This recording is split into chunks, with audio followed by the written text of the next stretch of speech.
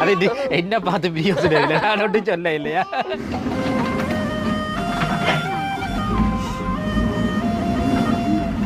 குடிச்சு கொண்டு மேலே அண்ணாந்து பார்த்தா வீட்டு மோட்டுக்கு மேலே பாம்பு நிற்குது. ஆறுன்னு சொல்லுவாங்க, பாம்பு மாட்டு எங்கள ஒரு பகுதி தானே அது அடவடியால விட்டு கொடுக்கல. அப்படித்தானே வேதம்.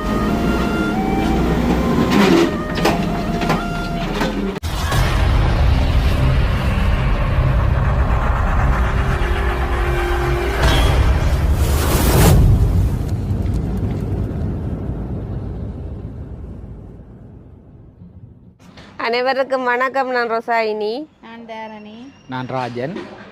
சரி, அப்படி எங்கே நிற்கிறோம்னு பார்த்தீங்கன்னு சொன்னால் எங்களோட வீட்டை தான் நிற்கிறோம். எங்கேயும் போகிறதில்ல, வீட்டை தான் நிற்கிறோம். என்ன பார்க்குறாங்க அனுப்பின வெண்ணிடா ஓட்டியே இதைத்தானே சொல்லி கொண்டிருக்கிறோம்ட்டே. என்ன அப்போ வழியில் வலிக்கிடாதபடியாக வீட்டை நின்று கொண்டே வீடியோ போடுறோம்.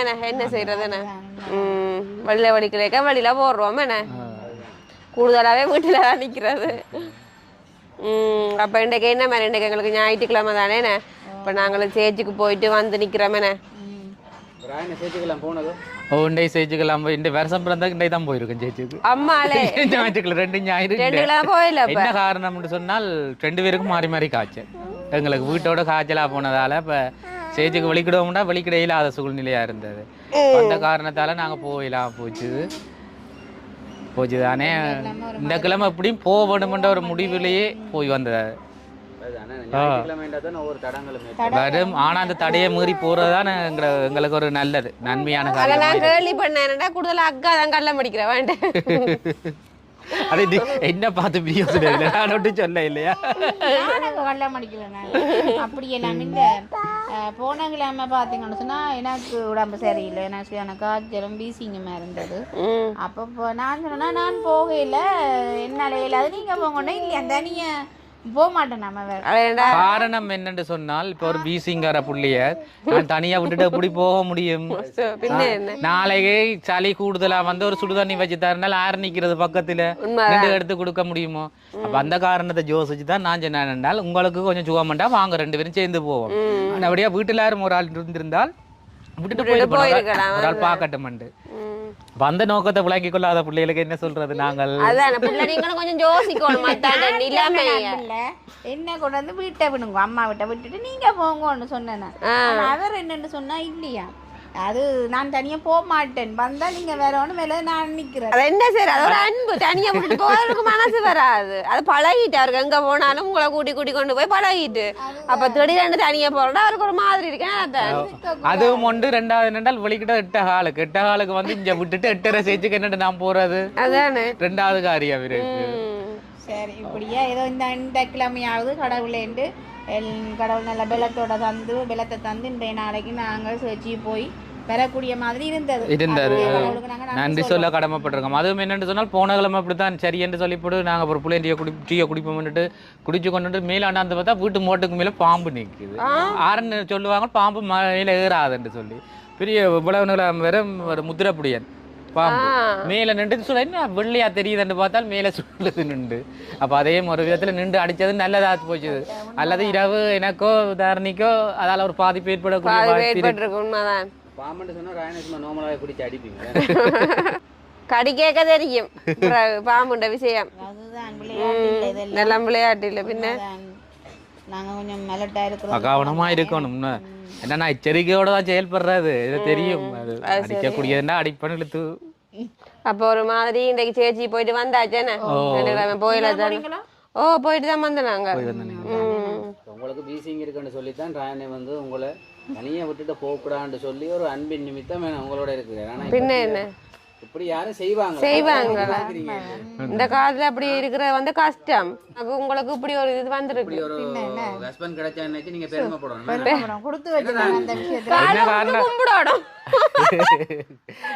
எங்கள ஒரு பகுதி தானே விட்டு கொடுக்கல. அப்படித்தானே வேதம் சொல்லுது. அதானே போய் நான் வந்திருக்கிறேன். கதை கிடைச்சிச்சு அதை வச்சே அப்படி இல்லை இல்ல உண்மைதானே. சரிதானே. உண்மை வேதம் அப்படித்தானே சொல்லுது. ஆதாமன் ஆயந்த நித்திரையை காட்டலிட்டு அவன் எலும்புல இருந்து மனைவியை எழுப்பி கொடுத்தாரு. அப்ப எங்கட எலும்புல இருந்து வந்து நாங்கள் அப்படி விட்டு கொடுக்கல. எந்த சூழ்நிலையும் விட்டு கொடுக்கல. அது பாதி எலும்பு எங்க உடம்பு விட்டுட்டு போயலாது. விளங்கி கொள்ளாமலுக்கு அவரை தப்பா சரி சரி. இனி நாட்கள்ல எங்க போனாலும் உங்களையும் விட்டுட்டு போக மாட்டேன், நீங்களும் சேர்ந்து தான் போவோம். நீங்களும் சேர்ந்து தான் போகணும். சரி, அப்படியே இருக்கேக்க வந்து இன்றைக்கும் வந்து எங்களுக்கு ஒரு நல்ல ஒரு சந்தோஷமான ஒரு செய்தியுமே அது எங்களோட இடத்துக்குன்னு சொல்லலாம். அப்போ நிறைய வருஷம் எங்கள் ஏற்கனவே நாங்கள் வீடியோவும் போட்டிருந்தாங்க. நிறைய வருடங்களாக வந்து எங்களோட ரோட் வந்து சரியான ஒரு இதாக இருந்தது, என்ன போடாமல் எங்களோட போக்குவரத்து சரியான ஒரு கஷ்டமாக இருந்தது. அப்போ அந்த வேலைகள் வந்து நேற்று இன்றைக்கும் வந்து ஆரம்பிச்சிருக்கணுமே. ஜேசிபி கொண்டு வந்து அந்த புல்லு அந்த மரங்கள் அதுகளை எல்லாம் எடுத்து கல்லுகள் எல்லாம் எடுத்து ஒதுங்க வச்சு இப்போ தான் நீட் பண்ணி கொண்டு இருக்கிறீங்க. கொஞ்சம் இப்போ ரோட்டை கொஞ்சம் மட்டப்படுத்தி நீ கான்கிரீட் மேலால் அடிக்க போய் நம்மளோட ஜேசிபி வந்து ஒரு வேலை செய்யறத பார்க்கவே எவ்வளவு சந்தோஷமா இருக்கும். நாங்களும் இங்க வந்த காலத்துல இருந்து இந்த ரோட்டுக்கு ஒரு முடிவு இல்லாமல் சொல்லித்தான் உண்மையா கவலைப்பட்ட நாங்கள். ஆனா லேட் ஆகினாலும் லேட்டஸ்ட் சொன்ன மாதிரி எங்களுக்கு லேட்டா தாமதமா வந்தாலும் அது நல்லபடியா நடக்குதுன்றத குறித்து எங்களுக்கு சந்தோஷமா இருக்கு. ஆனா இப்ப பார்க்கவே ஒரு சந்தோஷமா இருக்கு. என்னன்னு சொன்னா கொஞ்சம் பொலிப்பா இருக்கு. இங்க இருந்து பார்க்க அந்த தொங்கல் தெரியுது. முதல்ல அப்படி இல்லை தானே, எல்லாம் பத்தையும் காடுகளுமா வளர்ந்து கொண்டு இருக்குது. அதோட அப்படியே நாங்கள் வீடியோல இப்ப காட்டுவோம் இல்லை பாத்தீங்கன்னு சொன்னா நல்ல ஒரு அகலமா இருக்குது பாதையும் வந்து. அப்போ பார்க்கவே ஒரு வடிவா இருக்கு. இனி அவங்க செய்து விட்டாலும் நாங்கள் அதாலேயே நீ அந்த போகலாம். என்ன காரணம் பிரச்சனைன்னு சொன்னால் ஒரு 25 மீட்டருக்குள்ள மெயின் ரோட்டுக்கு போக வேண்டிய நாங்கள் 100 மீட்டர் 150 மீட்டர் சுற்றி போறது. ஆனா இப்படி ஒரு ரோட்டை போட்டு விட்டாங்கன்னா பக்கத்துல டக்காண்டு போயிடலாம், குயிக்கா போய் வரலாம்.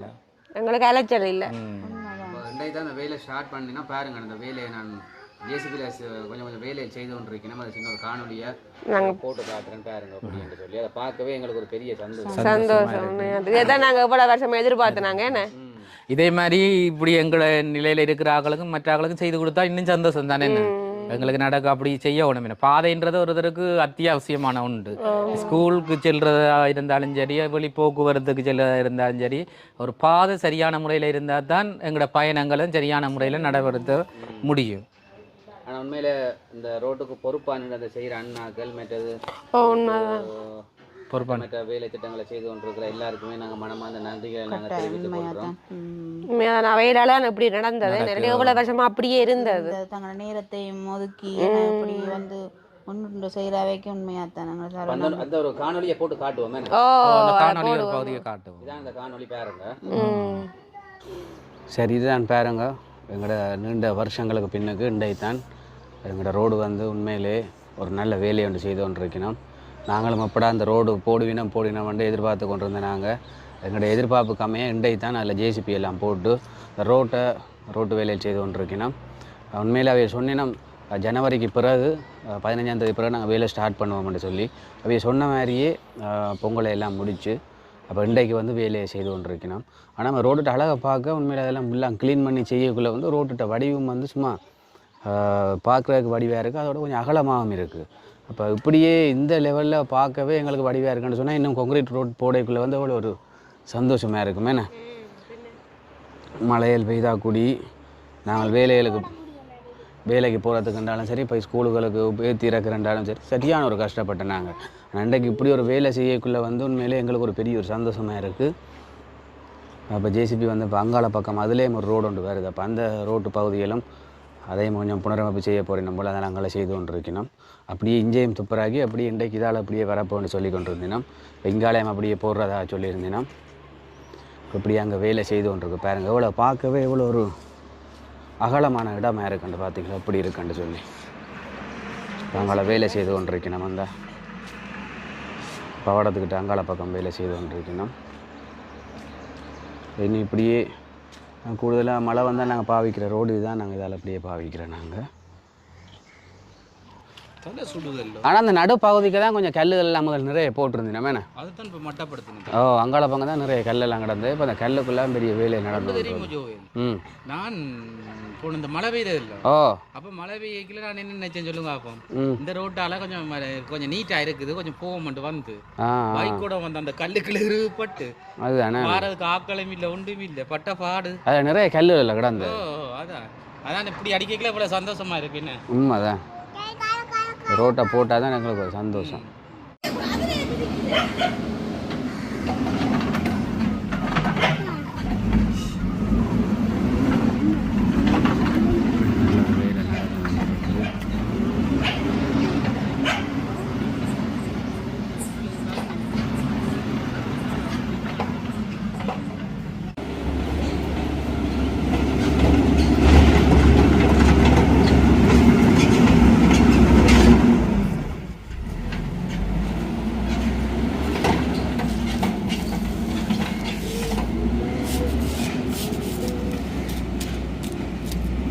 இவ்வளோ கல்லுகளும் அவ்வளோ ஒரு இதுகளுமாக கிடக்குன்னு இதெல்லாம் முதல்ல அந்த பள்ளமாக இருக்குன்ட்டு தண்ணி போகாமலுக்கு பள்ளங்களுக்கு பறித்த கல்லுகள்லாம் இதெல்லாம்.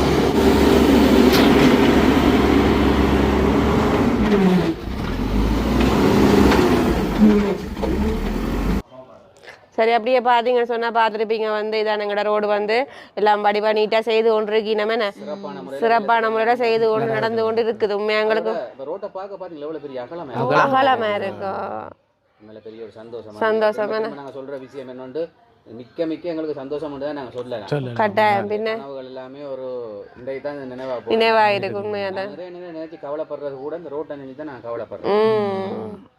ஒரு சந்தோஷம். அப்ப ஞாயிற்றுக்கிழமை என்ன மாதிரி சமையல்? ஓ இப்ப என்ன சொல்லி கொண்டு அக்கா இப்ப பக்கத்துல இருந்து சுராட்டி கொண்டு தனக்கு பசிக்குதாமா கறி ரெண்டு சாப்பாடை கொண்டுட்டாமா. அக்காவுக்கு பசிக்குதா இல்லையா? எனக்கு பசிக்குது. எனக்கு பசிக்குது. குடிய சொல்லி கொண்டு இருந்தோம் அம்மா நான் பசிக்குதாமா இப்ப குடி கொடுக்க போறீங்க. ஞாயிற்றுக்கிழமை இப்ப நாங்க காலையில வலிக்கிறதுக்குள்ளே நாங்க சாப்பிட்டு போறோம் இல்ல வந்துதான் சாப்பிடுறோம் நாங்க. அப்ப கொஞ்சம் பசி ஏன்னா பிள்ளைங்கயோ டைம் இருந்தா குடிச்சிட்டு போறது. காலமையில பழமையா நாங்க சாப்பிடுறதே இல்லை ஞாயிற்றுக்கிழமையில என்ன வந்துதான் சாப்பிடுறோம் நாங்க. டைமும் இருக்காதோ எல்லாருக்கும் ஞாயிறு தான் ஃப்ரீ டைம். எங்களுக்கு அண்டுதான் கடுமையான வேலை டைம் ஆயிருக்கு. எனக்கு தெரியும் இன்றைக்கு அம்மா சமைச்சு வச்சிருப்பாங்க. ஓ இன்றைக்கு அம்மா ஞாயிற்றுக்கிழமை எப்பவுமே அம்மா தான் சமையல். ஞாயிற்றுக்கிழமை பொழுது எல்லாருமே ஒன்று சேர்ந்து ஒரு இடம் வந்து சாப்பிடலாம். அப்படியான இது சந்தர்ப்பம் எல்லாருக்கும் கிடைக்காது. ஆனா எங்களுக்கு கிடைச்ச கடவுளுக்கு நன்றி சொல்றோம். எத்தனையோ இந்த வீடியோ பாக்குற உறவுகளுமே வேற நாடுகள்லயோ வேற இடங்கள்லயோ இப்படியான கூட்டமா இருந்து சமைச்சு சாப்பிட்டு இப்படியான ஒரு சந்தோஷங்கள் இருக்காது. எல்லாரும் போனால் இருக்காது. எல்லாருக்கும் வேலை விசியில தெரிவினம் அந்த இதுல. ஆனா எங்களுக்கு இந்த ஞாயிற்றுக்கிழமை மட்டும்தான் ஒரு ஃப்ரீ டைம் உண்டபடியால அந்த டைமுக்குள்ள வந்து ஒண்டா சமைச்சு சாப்பிட்டு போகக்கூடியதா இருக்குது. சரி அப்ப நாங்க சாப்பிடுவோம் என்ன. நான் சாப்பாடு எடுத்து கொண்டு வரேன். உழலையில அது போல எனக்கு சரி அப்ப நான் எடுத்துட்டு வரேன். சரி அப்படியே பாத்தீங்கன்னு சொன்னாங்க சாப்பாடு வந்து ரெடி ஆயிட்டேன்னு. அப்ப என்ன மாதிரி சாப்பிடுவோமா? அப்ப சாப்பிடும்னா நாங்க என்னென்ன கறி வச்சிருக்கான்னு பாப்போம் என்ன. பாத்தீங்கன்னு சொன்னா மீன் கறி தான். மீன் கறி, பீட்ரூட், அங்கால வாழைக்காய் பொரியல், அங்கால மீன் சொதி. அப்ப இதான் எங்களுடைய மதிய நேர சாப்பாடு என்ன. அப்ப நாங்க சாப்பிடுவோம். சாப்பிடுவோம். அக்கா கணக்கு பசிக்குன்றதுனா கொஞ்சம் கொஞ்சமா போட்டிருக்கா அப்பா அப்படித்தான். விருப்பமான கறி இல்லை. இப்போ நாங்கள் சாப்பிடுவோம் என்ன. சாப்பிடுவோம். அன்றைக்கு அரிசி வந்து குத்தரிசி குத்தரிசி எனக்கு யோவேலுக்கு பிடிச்ச அரிசி. எனக்கு பிடிச்ச அரிசி விருப்பமான சாப்பாடு. ஆனா உண்மையா தான் அத்தானுக்கு வந்து அந்த வெள்ளை அரிசி பிடிக்காது. எங்களுக்கு அதுதான் விருப்பம். அத்தானுக்கு குத்தரிசியா பிடிக்குமே என்ன சத்து கூட இல்லை. சுகர் தான். ஆனா குத்தரிசி வந்து கொஞ்சம் சாப்பிட்டாலும் காணும் வயிறு டப்புன்னு ஃபுல்லா ஆகுது. பொலிவு கூட. அம்மா எனக்கு தான் மேலே இருக்கிற வீட்டில் அமைச்சதோ ரத்த வீதம் கொஞ்சம் குறைவா அதுங்க சாயணி அம்மா மீன் சும்மா சமைக்கல பொரிச்சு வச்சிருக்கிறா நகரிய மீன் பொரிச்சு கறி வச்சிருக்கிறா. அதான் டேஸ்டா இருக்கு. வித்தியாசமா இருக்குல்ல கறி சுவா வந்து சுவையும் நல்லா இருக்கு. பொரிச்சு காய்ச்சினா நல்லா தான். எங்களை பொறுத்தவரைக்கும் இப்போ பிரிட்ஜ் மீன்கள் வார இல்லை தானே, உடன் மீன் தானே, அதுபடியால கொஞ்சம் நல்ல சுவையாகவும் இருக்கும்.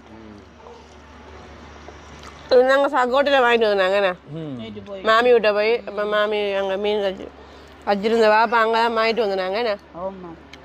ஆனால் இப்போ மீன் விலையும் கொஞ்சம் கொஞ்சம் கூட தானே. கூட தானே இப்போ மாமியாக்கள் போகிறபடியா தந்த உரைச்சி நாங்கள் அங்கே வந்து எனக்கு மலிவாக இருந்ததோ. இங்கே நாங்கள் சந்தைன்னு சொன்னால் எண்ணிக்கை தானே. 1 கிலோ 1/2 கிலோ உண்டாலே அதே 200-250 ரூபா அப்படின்னு விற்பினோம். 200-250 500 ரூபா வரும், 400 ரூபா வரும். 1/4 கிலோ சூடாயும் பின்ன என்ன. ஆனால் இப்போ நாங்கள் மீன் சந்தை போனோம்னு சொன்னால் 1/4 கிலோ சொல்ல மாட்டாங்களே. மீன் வேண்டை கிலோ வந்து கிலோ கணக்கு தான் சொல்லுவேன். கிலோ கணக்கு தான் சொல்லுவேன். மரக்கறி வேண்டை கிலோ தான் 1/4 கிலோ கணக்கு சொல்லுவேன். என்ன இதில் எனக்கு கண்டு கொள்ளுங்க. நான் மீன் பண்ணுறது இல்லை தானே. மரக்கறி கணக்கு போய் பாருங்க, கிலோ கணக்கு சொல்ல மாட்டேன். 1/4 கிலோ விலை வேண்டு தான் சொல்லுவேன். ஆனால் மீன் சந்தை போனோம்னு சொன்னால் 1/4 கிலோ சொல்ல மாட்டேன். கிலோ விலை வேண்டு தான் சொல்லுவேன். ஓரளவு வேண்டக்கூடிய இது அங்கே எங்களுக்கு நேற்று வேண்டக்கூடிய மாதிரி இருந்தது. மாமிகிட்ட வாங்கினோடையா வேண்டக்கூடிய மாதிரி கூட வச்சிருந்தவா.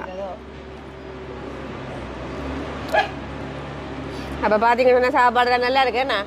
நல்லா இருக்கும். சரி, அப்படியே பார்த்தீங்கன்னு சொன்னால் எங்களுடைய ஞாயிற்றுக்கிழமை பொழுது இப்படியா போயிட்டேண்ணே. அப்போ சந்தோஷமாக போயிட்டு நாங்களும் வந்து வீடியோவை முடிச்சு கொள்ள போகிறோம். எங்களோட வீடியோவை பார்க்குற நீங்கள் மறக்காமல் லைக் பண்ணுங்கள், கமெண்ட் பண்ணுங்கள். எங்களோட வீடியோவை நீங்கள் ஃபஸ்ட் டைம் பார்க்குறேன்னா மறக்காமல் சப்ஸ்கிரைப் பண்ணுங்கள். மற்றும் ஒரு வீடியோவை சந்திக்கிறோம். பாய்.